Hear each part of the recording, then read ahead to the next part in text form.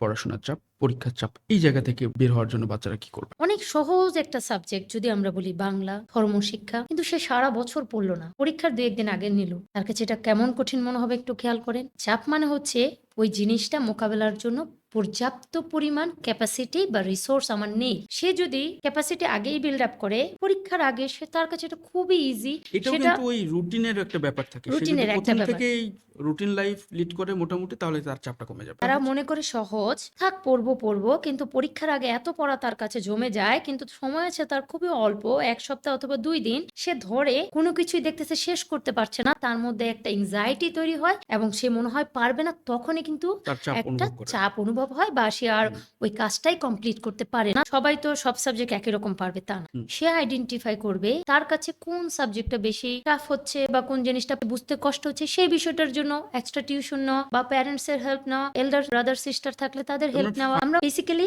Solution focused হয়ে আগাবো। সমাধান কি? প্রবলেমের দিকে মনোযোগ কম দিব, প্রবলেম আইডেন্টিফাই করব, বাট আগাবো হচ্ছে সমাধানের দিকে।